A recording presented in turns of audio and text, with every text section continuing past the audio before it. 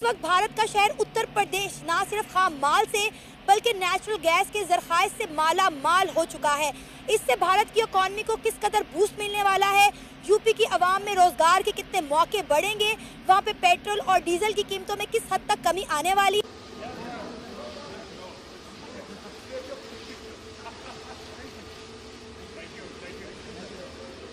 दूसरा, माजरत के साथ कहूंगा कि पाकिस्तान का खड़ा होना, बैठना, लेटना कोई फर्क नहीं पड़ता, क्योंकि उसकी वजह यह है आज का जो सबसे बड़ा पाकिस्तान, मैं पहले तो मैं आपको स्टेट अप, मैंने आज बल्कि ट्वीट भी की है बड़ी शर्मिंदगी के साथ कि आपका एक प्राइम मिनिस्टर वो जेल में है, दूसरा इमीडिएट जो है वो is living large in London, पहुंच चुका है अपने घर जहां बड़ा आराम से बैठा है। मैं समझता हूँ कि ये उन लोगों की खुशकिस्मती है, वहाँ के लोकल लोगों की, और उसमें मतलब उनको रोजगार भी एक तरह से मिल जाएगा और इंडिया की माइशत पे इसका बहुत बड़ा एक असर होगा।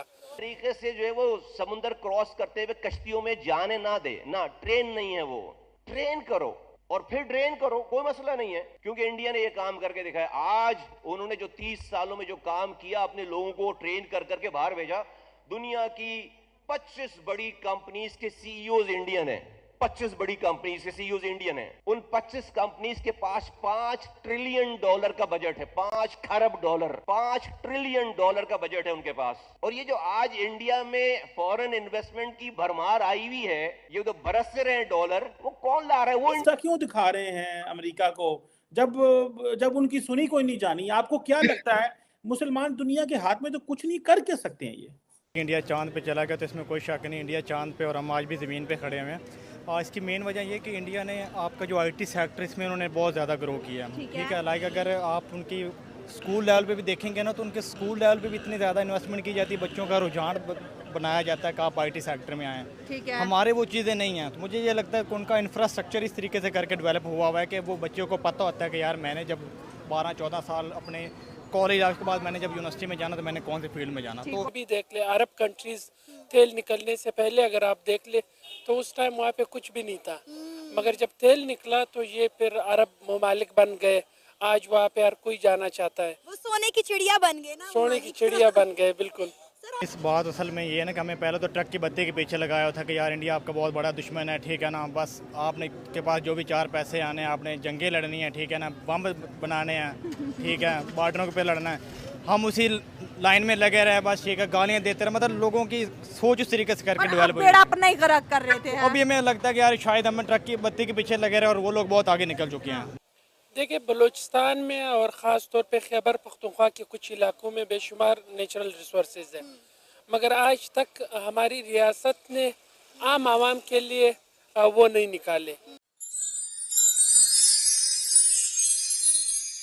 दूसरा, माजरत के साथ कहूंगा कि पाकिस्तान का खड़ा होना, बैठना, लेटना कोई फर्क नहीं पड़ता, क्योंकि उसकी वजह यह है आज का जो सबसे बड़ा पाकिस्तान, मैं पहले तो मैं आपको स्टेट अप, मैंने आज बल्कि ट्वीट भी की है बड़ी शर्मिंदगी के साथ कि आपका एक प्राइम मिनिस्टर वो जेल में है, दूसरा इमीडिएट जो है वो is living large in London, पहुंच चुका है अपने घर जहां बड़ा आराम से बैठा है।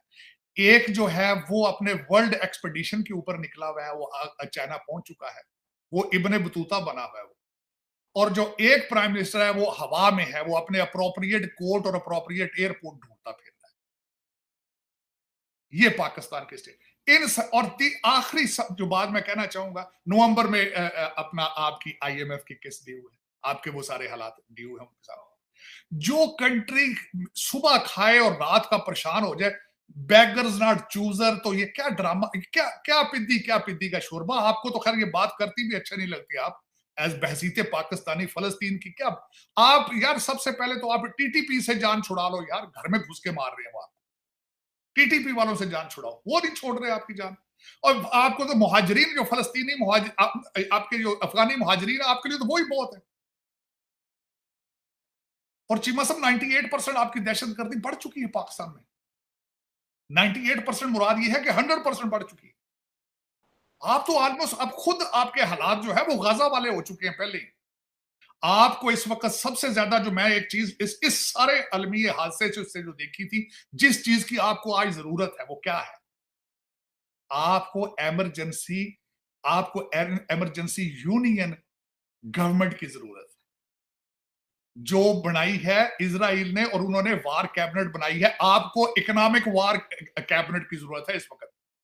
ये जो इब्ने बतूता साहब है चाइना जो पहुंचे हैं, आप इनसे माफी मांग लें, और जो हुक्मरान चला रहे हैं वो घड़ों से इनके नाम ना निकालें, वो इनके रेज़मे पढ़े कि इसकी स्पेशलिटी क्या है, ये पाकिस्तान को क्या दे सकते हैं। इस बेस पे कैबिनेट बनाई जाए, उनकी डिग्रियां देखी जाए, उनकी परफॉर्मेंस देखी जाए। उनका सिर्फ इस वक्त लगता है क्राइटेरिया सिर्फ एक देखा गया है, जो बंदा इंग्लिश बोल सकता है या इंग्लिश में ट्वीट कर सकता है उसको मिनिस्ट्री दे दी गई।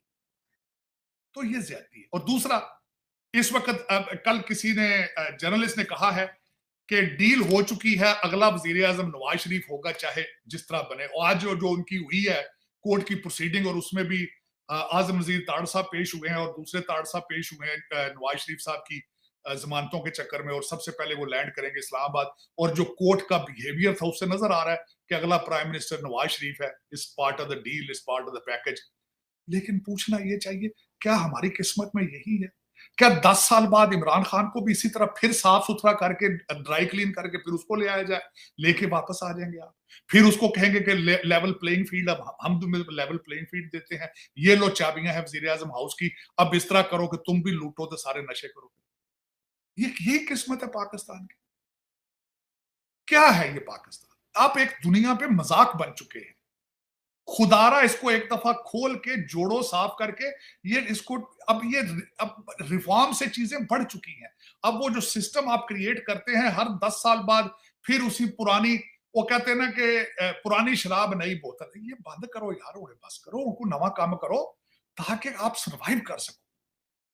आपने मुझे ये जो नई कैबिनेट बनाई थी बना के सीरियसली डिसअपॉइंट किया है। और मैं तो एक इंसान हूं ना, आप ये देखें कि मेरे जैसे कितने लोग होंगे जो बाहर बैठे हैं, चीजें या जो चीजों को समझने की कोशिश करते हैं, जो पॉलिटिकल साइंस के स्टूडेंट है, वो कितने डिसअपॉइंटेड हुए होंगे। मैं उसको भी छोड़ दें, आईएमएफ वाले क्या कहते होंगे, वर्ल्ड बैंक वाले क्या कहते होंगे, यार ये कौन से टेक्नोक्रेट जो लेकर आए हैं, ये कौन से केयर गिवर, वो कहते हैं वो जो आपकी आजकल गवर्नमेंट है, care taker government, care taker क्या है ये लोग? तार साहब, वो काकड़ साहब आपने कहा कि वो गए हुए हैं, उनको पिछली लाइन में खड़ा किया है चाइना में, और मुझे ये फील आ रहा था कि केयर टेकर वजीर आजम हो तो ऐसे उसकी कोई इज्जत तो नहीं होती, तो उनको बेचारों को पिछली लाइन में खड़ा किया। वैसे हम चाइना के BRI belt and road initiative में सबसे इंपॉर्टेंट इत्यादी हैं, और जब हमारे वजीर आजम या पाकिस्तान की अहमियत आती है तो पीछे खड़ा कर देते हैं। बाकी इंडोनेशिया और बाकी मुल्कों की लीडरशिप फर्स्ट लाइन में, साडा वजीर आजम तीसरी लाइन में चीनियों ने खड़ा कर। चीमा साहब, मैं तो उसको वजीर आजम कहता भी शर्म आती है मुझे उसकी वजह। वो किस किस्म का वजीर आजम